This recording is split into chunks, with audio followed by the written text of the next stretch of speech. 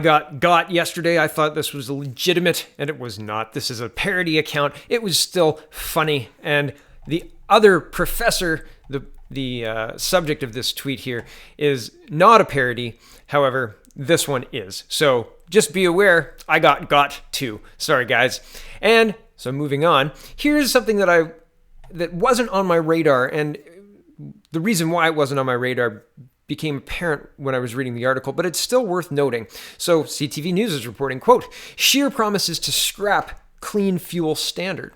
Conservative leader Andrew Scheer is promising to scrap new standards that will force cleaner burning fuels in addition to eliminating the federal price on carbon if his party wins the fall election. In a letter to Prime Minister Justin Trudeau on Monday, Scheer surmises the new standards could increase the cost of gas by at least 4 cents a litre over and above the government's carbon tax.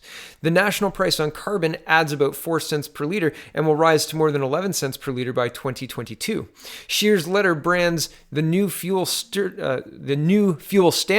as a secret fuel tax and calls for Trudeau to scrap the regulations. I scroll down. The clean fuel standard is meant to reduce overall emissions by 30 millitons a year, and a portion of the nearly 200 million tons Canada has to erase to meet its commitment under the Paris Climate Change Accord. A draft of the regulations isn't expected until 2020. The details would then be finalized in 2021, and the rules won't come into effect until 2022. I scroll down again. In June, the government set a 2030 goal of cutting emissions from 1 liter of gasoline or diesel by 10 to 12% through the fuel standards. Much of that drop would be accomplished by mixing cleaner fuels like ethanol and biodiesel into traditional gasoline to lower the amount of carbon dioxide and other greenhouse gases produced when fuel is burned. The Conservatives' climate action strategy says the party would focus more on voluntary investments in renewable fuels to reduce emissions. In April, the Canadian Chamber of Commerce said that a federal carbon price and a clean fuel standard amounted to, quote, double dipping by charging businesses twice for every ton of emissions. The chamber estimated that by 2025, the clean fuel standard would add 1.5 cents to the price of the liter of gasoline and 3.7 cents to a liter of diesel. In a cost-benefit analysis released by Environment Canada in February, the department acknowledged that the cost of implementing the standard, quote, would likely be passed on to consumers, households, and industrial users, but the analysis did not suggest what the cost would be. So Scheer would scrap it, and here's the U.S. Energy Information Administration. And this was just a quick Google search to see, is ethanol or this biodiesel, these other fuels, are they more efficient than gasoline? Like, how much more? Can you get 10% efficiency by just mixing more ethanol with gasoline and get the same? Like, if that's true, why aren't they doing it on a grand scale? If the problem is CO2, right? Like, if this is a massive problem, we've got this 10% reduction just sitting there, what's the problem? But more to the point, what's the drawback, right? Like, there's a cost. There's a reason they're not already doing it. And so I looked at this and well, here it is. So this is a quick and dirty Google search. Please do more research on this. I'm sure I could do an entire video just looking at this and what the benefits of biodiesel or mixing fuels or whatever are, and the drawbacks are too. But this is just to buttress this, to give us a little bit of perspective. So this U.S. Energy Information Administration says, quote, producing and burning ethanol results in emissions of carbon dioxide, CO2, a greenhouse gas. However, the combustion of ethanol made from biomass, such as corn and sugarcane, is considered atmospheric carbon neutral because as the biomass grows, it absorbs CO2, which may offset the CO2 produced when the ethanol is burned. Some ethanol producers burn coal and natural gas for heat sources in the fermentation process to make the ethanol fuel, while some burn corn stalks and sugarcane stalks. The effect that increased ethanol use has on net CO2 emissions depends on how ethanol is made and whether or not indirect impacts on land use are included in the calculations. Growing plants for fuel is a controversial topic because some people have believed the land, fertilizers, and energy used to grow biofuel crops should be used to grow food crops instead. So there's that. Right? Are they saying that this 10% reduction is the atmospheric carbon neutral stuff? Like, so this is considered, if you use 10% ethanol, that 10% becomes atmospheric carbon neutral, but it still burns the same CO2? I think that's what this says. That's my interpretation of this, right? So I take that with a grain of salt. That's my interpretation, but I could be wrong. I have been known to be wrong in the past, right? Yipes. So be aware. But my point is it just a trick of the light? Right? Is it just like, oh, when you view it through this lens, we've created this reduction of 10%. It costs more and it's less efficient, and it doesn't actually reduce anything because you will still burn the same amount of CO2 in that car with that biofuel than you would have using gasoline, regular gasoline that we have now or that we had in 2000 or whatever, 1990, whatever it is. Right?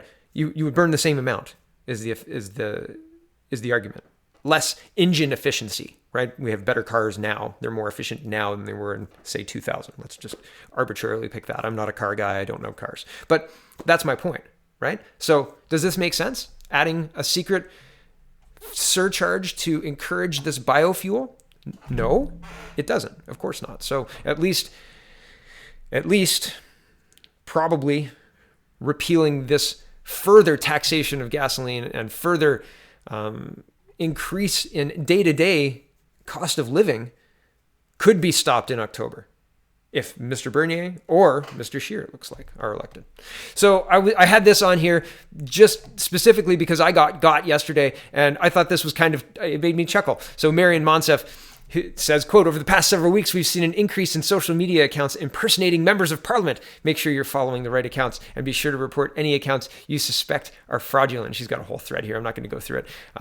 But she saw, and everybody saw, the video of the climate minister saying, if you say it louder, if you say it again and again and again, people will totally believe you. Like, that's not a parody account. So I think it's funny when, and I mean, everybody can make a mistake. Everybody can say, oh my goodness, can you believe this? And neglect to double check or triple check. Because usually I like to make sure that the news that I'm reporting is real and not a fake account. Or if it's a fake account, I usually like to say, hey, this is a fake account, like, beware.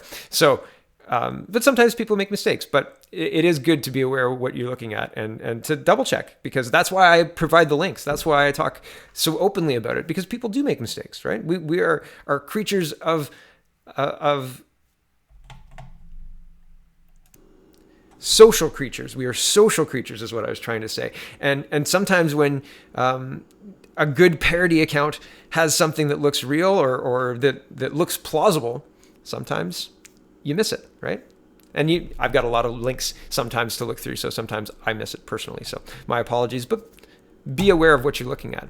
So this one's real. CP24 is reporting Canadian gets 9 years in prison in Nepal for abusing boys. Well, that seems really, just a Canadian. Why is this news, CP24? Here is who the news is about. Peter Dalgish? Sorry if I've got that wrong. Prominent Canadian humanitarian and recipient of the Order of Canada in 2016 was jailed today for raping Nepalese boys. But CBC decides to headline with a 10-minute segment on Epstein. That's a big domino to fall.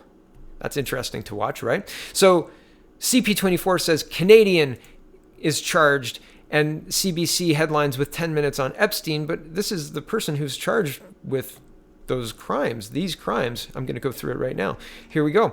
So it says Canadian aid worker, good job, Global News, naming it, Peter Dalgish, sorry if I've got it wrong, jailed 16 years in Nepal for sexual assault of boys. Wow. A prominent Canadian aid worker convicted of sexually assaulting children in Nepal has been jailed for 16 years, one of his lawyers said Monday. In addition to the prison term, the court ordered Peter Dalgish to pay his victims the equivalent of $5,000 each, Nader Hassan said.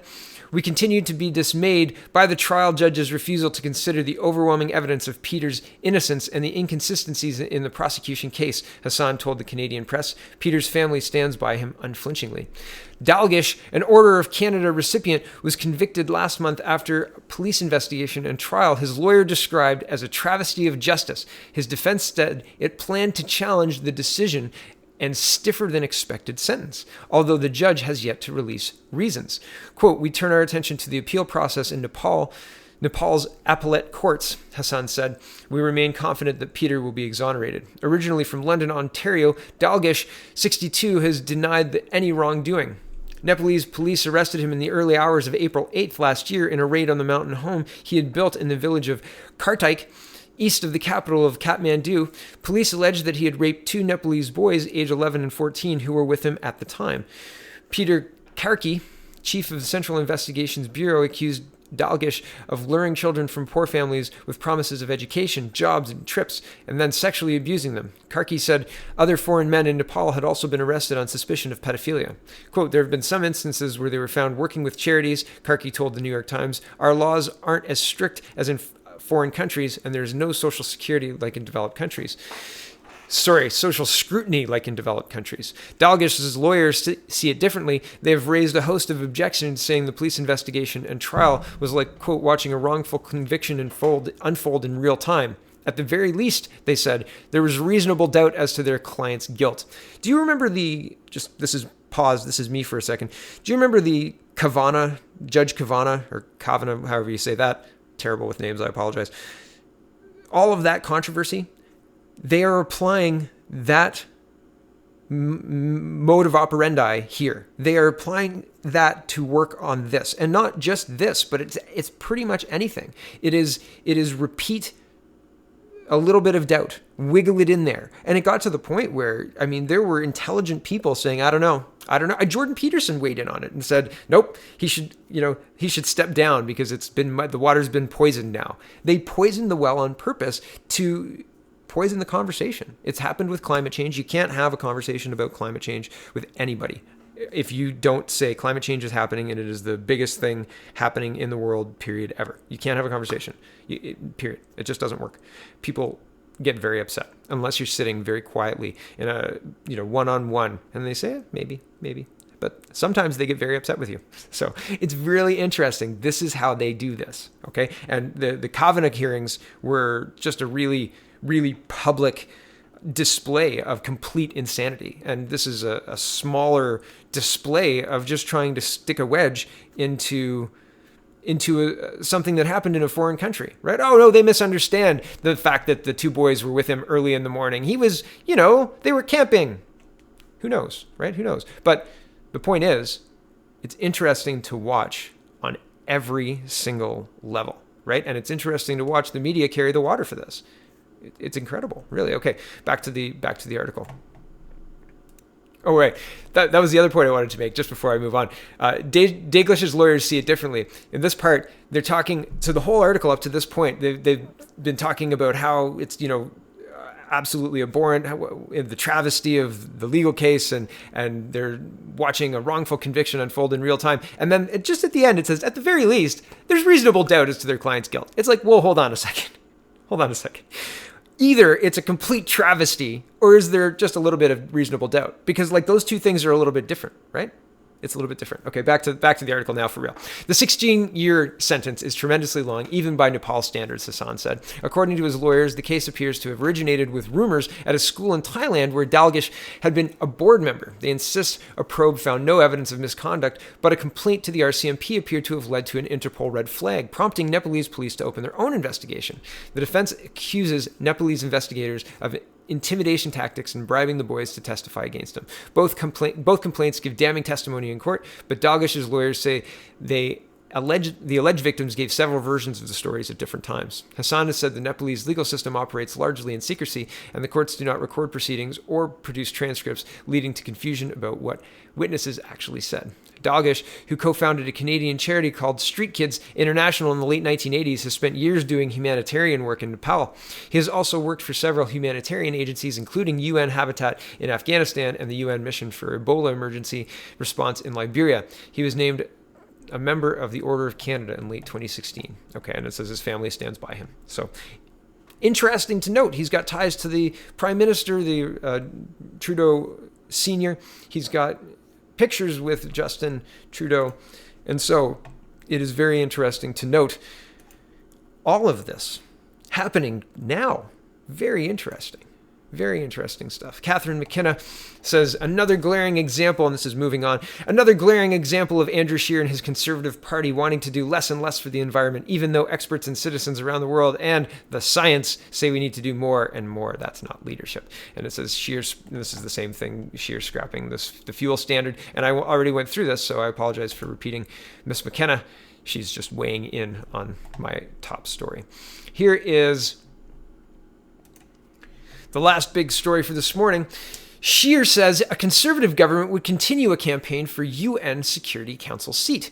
Conservative leader Andrew Scheer, and just pause, here's a little backgrounder. Justin Trudeau, and they talk about this in the article, but Justin Trudeau didn't campaign on going for a Security Council seat, but in 2015 then announced he was going to go for a Security Council seat. And a lot of people, me included, would like less to do with the UN, much less to do with the UN.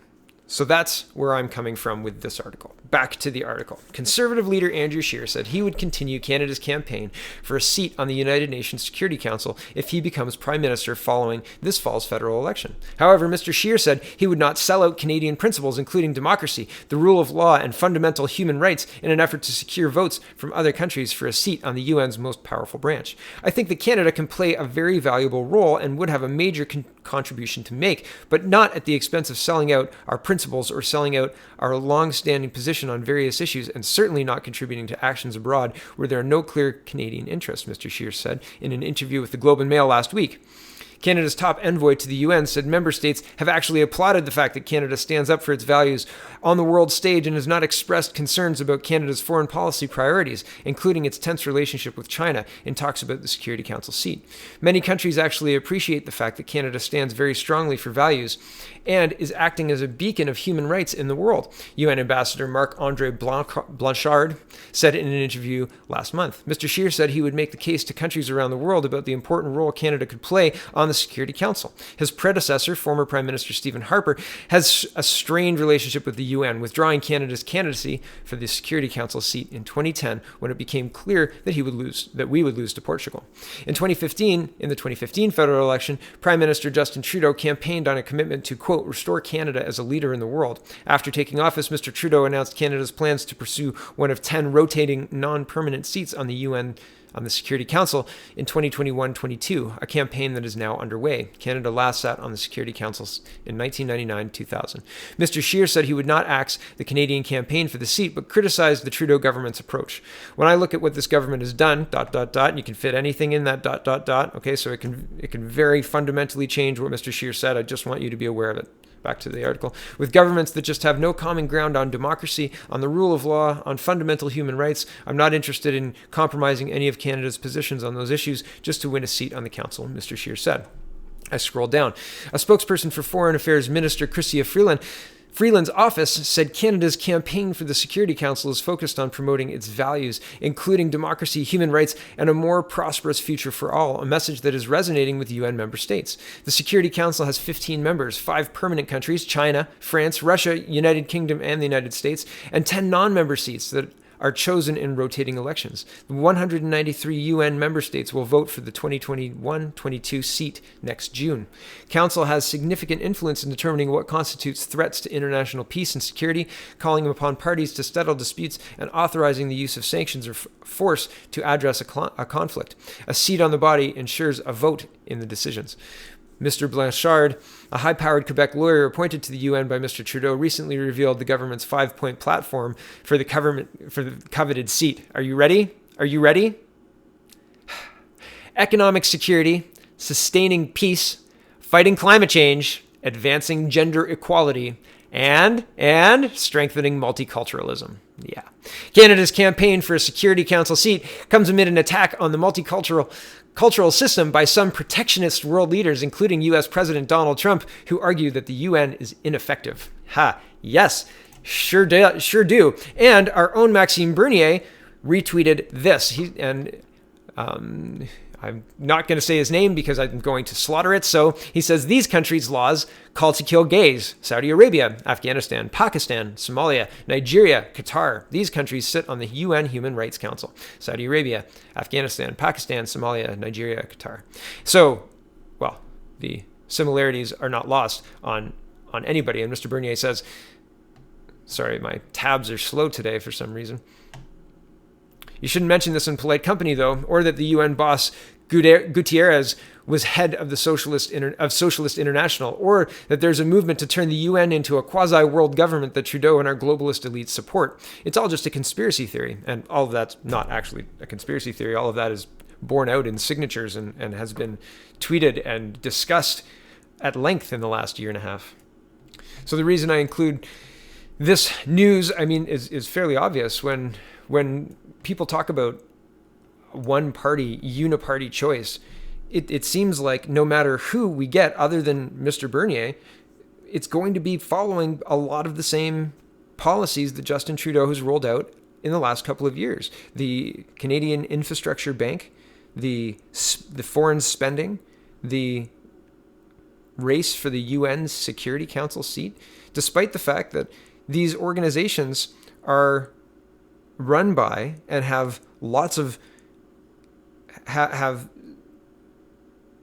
committees made up with lots of seats and votes with all of these countries that are listed here that don't put human rights first, that don't put free speech and rule of law and all of these the rhetoric that is spouted by Trudeau and Freeland and Scheer too.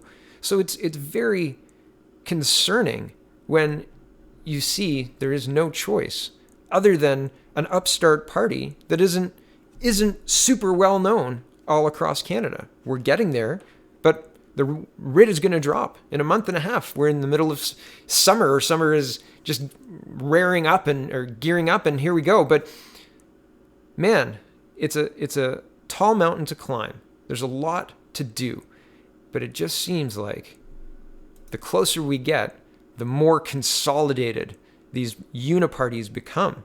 And it's like, yeah, we're going to keep that. We're going to keep that too. We like that one too. So it seems crazy. The last story I'm going to share with you today is, oh, we're long. That's okay. The last story is this, and I couldn't find the actual sheet to show you this. So take this one with a grain of salt. But this is Harjit Sajjan saying, together Canadians have created more than 1 million jobs since we formed government.